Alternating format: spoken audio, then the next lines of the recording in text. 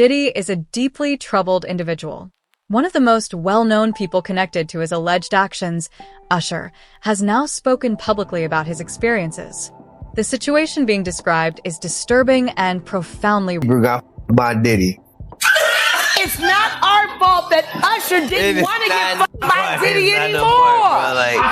It is not our fault that Usher didn't want to get fucked by Diddy no more. Don't hit me no more. Kick in the door, waving the 4-4. All you heard was Papa, don't hit me no more. Let's go. Kick in the door, waving the 4-4. Hey, hey, hey. Certain feeling, and I felt a certain way when Usher got on Shay Shay.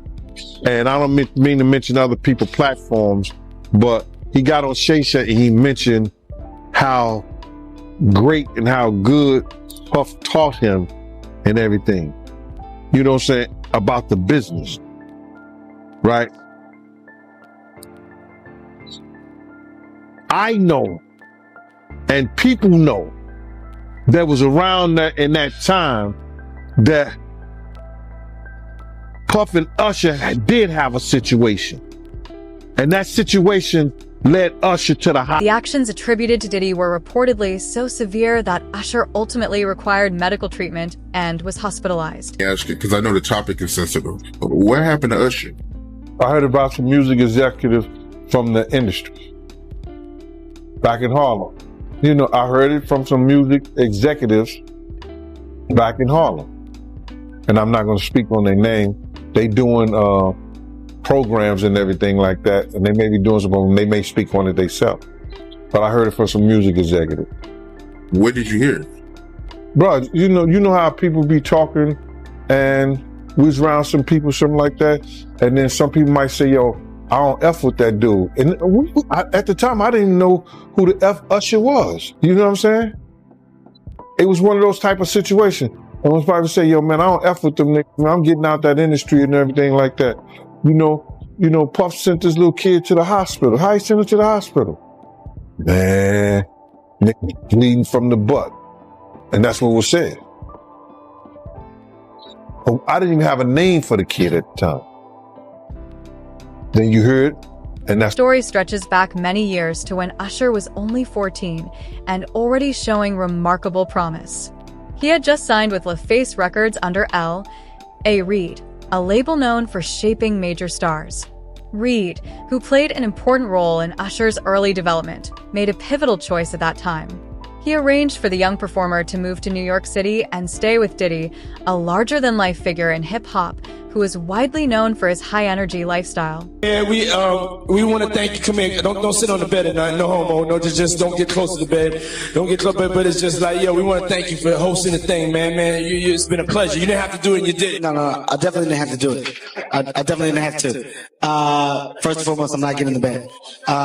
Shout out to him and what he did. I'm just gonna, if we can, let's just put the camera a little this way, just so we're not. I don't want my shot to even I don't want it to come close to the bed at all. I should look like he fresh off a goddamn plane. I should Fresh off the garden stage. That's my brother right here from day one. We used to wake up and, pause, but like, check this out. Back in the days when he was like 10 and I was a little bit older, his older brother, we used to fight over the Frosted Flakes. You know what I'm saying? Before pause was invented. You know what I'm saying? But it's my brother for real. We used to actually wrestle off of the Frosted Flakes because he used to always get up early. Now he's one of the richest stars in the world. And what the f did Puff just say? Nobody's gonna acknowledge this with me. Puff just said we used to wrestle over the Frosted Flakes, and we're streaming live. That was stupid. Listen, that was fucking stupid. Listen, we're having a good time. Your Usher made it in the. Simply a relocation to a different city. It was a deliberate move meant to challenge Usher and help him develop a tougher, more street-influenced sound. As Reid later explained, he wanted Usher's music to carry a stronger hip-hop edge and a bold, confident attitude. He admitted that he was placing the young artist in the care of someone known for an intense lifestyle at an age when parental approval was still required. Unsure whether the decision was reckless or inspired, his comments reveal a balance of uncertainty and optimism. Driven by the belief that the experience would help shape Usher both as an artist and as a person, Usher has since acknowledged that he observed some unsettling situations during that period. though he has generally avoided going into specifics. To New York City.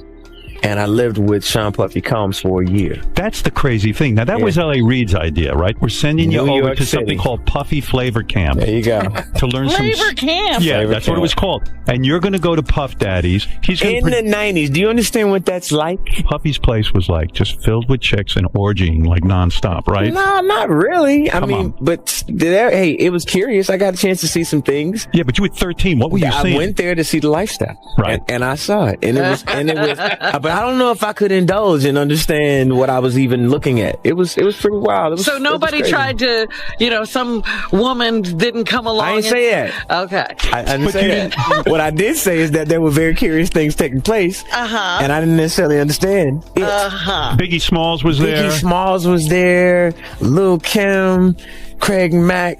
All these people are hanging around. Yeah, man. Faith Evans, Jodeci, Mary J. Blige. They didn't know nothing about this shit. Oh. I was having a good time. You know what I mean? Does he have you doing any chores? Are you doing dishes at all? I mean, to keep you humble somewhat? Or are you just like, can you stay up till 4 a.m. with them and party? I mean, I could. I actually stayed up longer than this. And do you have money? What's going on? I mean, I had like per diem. I had like, what like a living. life. Yeah, it's pretty crazy. 14 years old. You're a dad now. Would you ever send your kid to Puffy camp?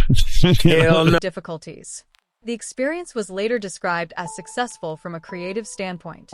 Reid would go on to say that Puffy achieved what he had hoped, helping Usher refine a distinct R&B style.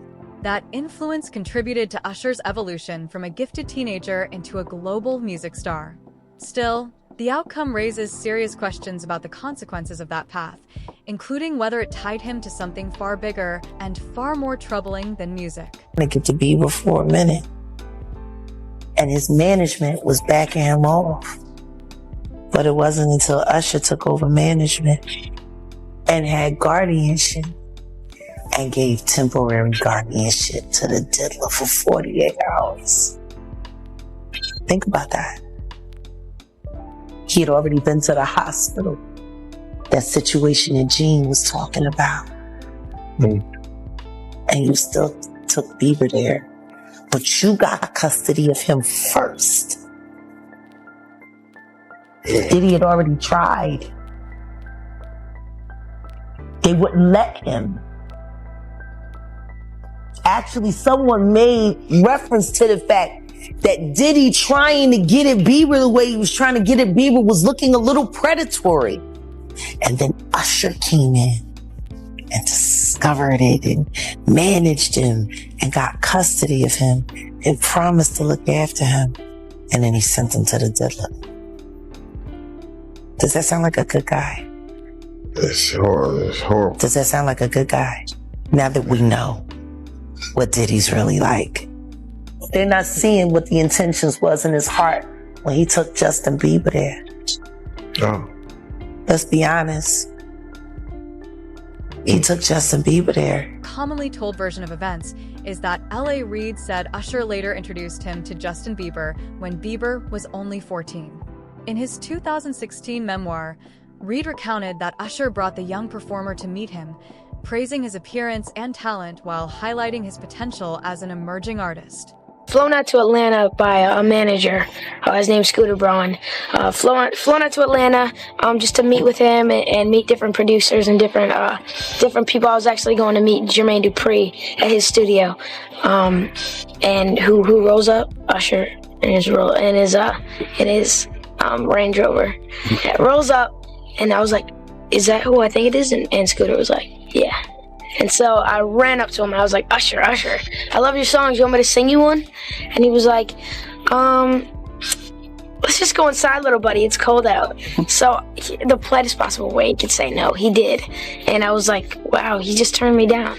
And I was a little disappointed. He had to go into a studio session, so I was like, whatever. And a week later, he actually watched my videos with my manager and was like, oh my gosh, why didn't I let him sing? So flew me back to Atlanta where I got to meet him again. And he wanted to sign me.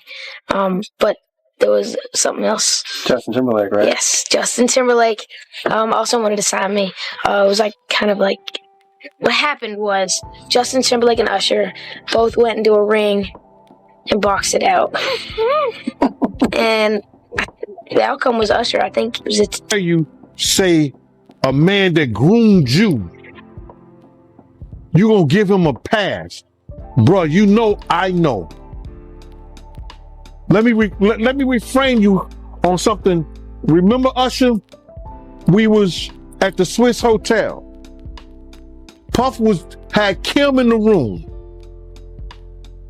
Had one of Keith Sweat's baby mothers in the big room outside the master bedroom. He came outside in his robe. She gave him a fellatio right there. His back was turned to me. She gave him a fellatio. You knocked on the door. I came and opened the door for you. Puff went in the room. You came in the room and kissed that girl dead in her mouth. Now I'm telling that because you taking up for somebody that you know and a lot of more people know didn't do you right when you was at